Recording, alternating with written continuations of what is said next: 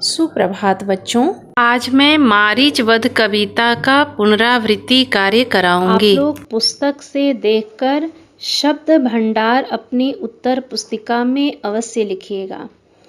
पहला है तेही, तेही मतलब उस, निकट, निकट मतलब पास, दशानन उसका होता है रावण, गयऊ पहुँचा, कपट मृग धोखे का हिरन, भयऊ बन गया, अति बहुत, विचित्र अनोखा, कछु कुछ, बरनी वर्णन, न जाई नहीं किया जा सकता, कनक सोना, देह शरीर, मणि मणि, रचित बनाया, रुचिर सुंदर, मृग हिरन, सुमनोहर अत्यंत सुंदर, सुनहु सुनिए, एही इसी, छाला छाल, सत्य संग सत्य प्रतिज्ञ, बधी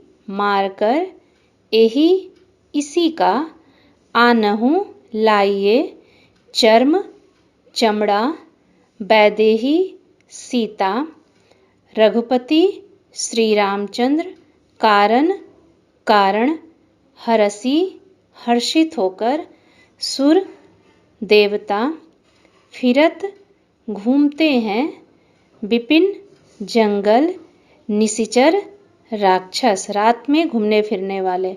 जी हाँ बच्चों, ये थे आपके शब्दार्थ। आप इसे अवश्य लिखकर याद कीजिएगा, ये आपके परीक्षा में अवश्य आएगा। अब इसके बाद आप लोग मौखिक प्रश्न करेंगे। पहला प्रश्न है, मारीच वध कविता रामचरितमानस के किस कांड से ली गई है? जी हाँ बच्चों, यह अरण्य कांड से है। अगला प्रश्न, इस कविता के कवि का क्या नाम है? तो इस कविता के कवि का नाम तुलसीदास जी है। अगला प्रश्न, कविता में मृग को कपट मृग क्यों कहा गया है? क्योंकि वह वास्तविक मृग ने होकर धोखा से बना हुआ मृग था। वह मृग कैसा था? वह मृग कपटी पर सुंदर था। सीता जी ने श्री राम से किस वस्तु की इच्छा प्रकट की? इसका उत्तर है, सीता जी ने श्री राम से मृग की छाल की इच्छा प्रकट की। अगला प्रश्न है, श्री राम सब कारण जानते हुए भी हिरण को मारने के लिए क्यों वन चल दिए? श्री राम मृग की असलियत जानते थे, फिर भी वे सीता की इच्छा को पूरा करने और राक्षस का वध करने के लिए चल दिए। अगला प्रश्न है, लक्ष्मण ने श्री राम को क्या बात समझाने की कोशिश की? इसका उत्तर है, श्री राम ने लक्ष्मण को यह बात समझाने की कोशिश की कि इस वन में अनेक प्रकार के राक्षस घूमते हैं, अतः पीछे से सावधान रहना। चलिए अब आगे बढ़ते हैं। अगला प्रश्न है, वैदेही कौन थी या वैदेही कौन है? तो सीता जी को वैदेही कहा गया है।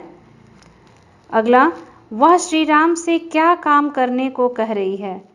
वह उस मृग का वध करने को कह रही है।